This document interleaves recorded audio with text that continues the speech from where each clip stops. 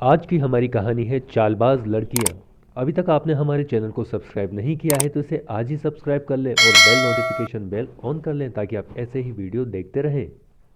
अतुल अपने माता पिता के साथ अभी कुछ दिनों पहले ही दिल्ली रहने के लिए आया था। पहले उसके पापा का तबादला अहमदाबाद था। वो एक बैंक में काम करते हैं। अभी कुछ दिनों पहले ही उनका ट्रांसफर दिल्ली हुआ।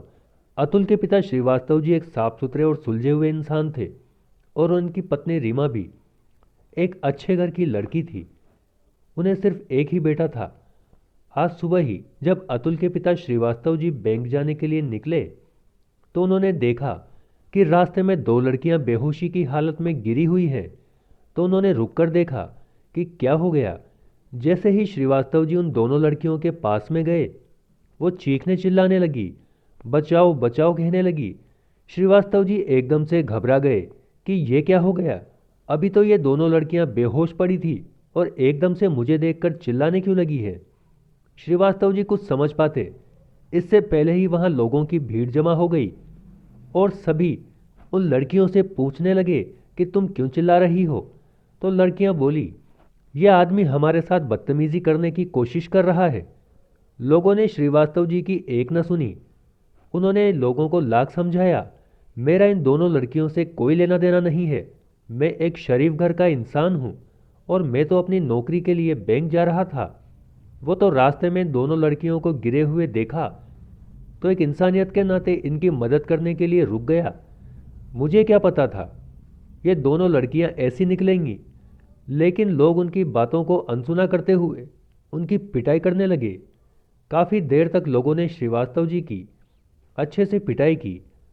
उसके बाद दोनों लड़कियों ने कहा, आप सभी जाइए, हम इनसे खुद बात कर लेंगे। वहां पर जितनी भी भीड़ जमा थी वो सारी भीड़ वहां से हट गई। अब वहां पर केवल दोनों लड़कियां और श्रीवास्तव जी ही बचे थे।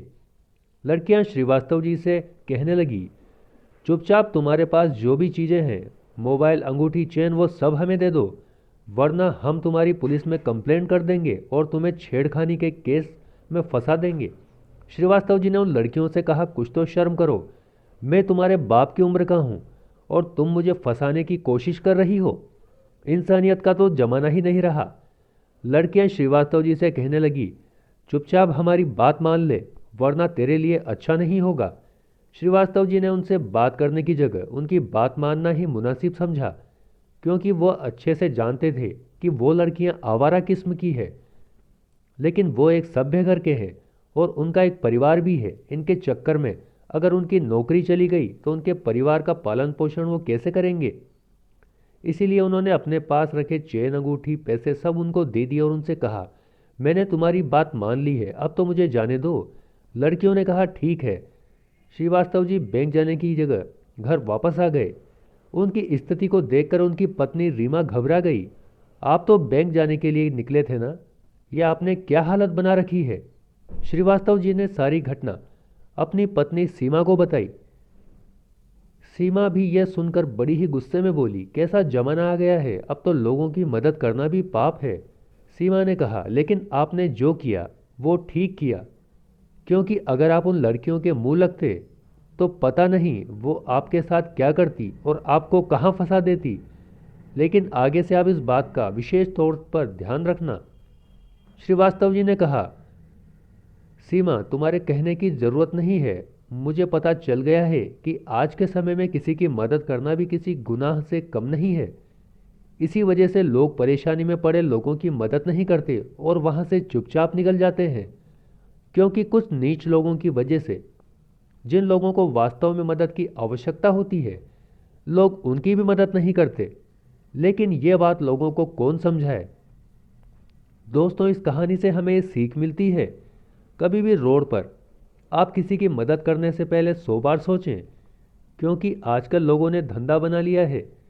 वो झूठा एक्सीडेंट का नाटक करके शरीफ लोगों को फंसाते हैं। इसीलिए आप विशेष सावधान रहें। लोगों की मदद करना गलत नहीं है, लेकिन पूरी सतर्कता बरतें, क्योंकि किसी का मदद करना आप पर भारी पड़ सकता है। आपको हमारी कहानी कैसी लगी कमेंट करके हमें ज़रूर बताएं। चैनल को लाइक, शेयर, सब्सक्राइब करना ना भूलें।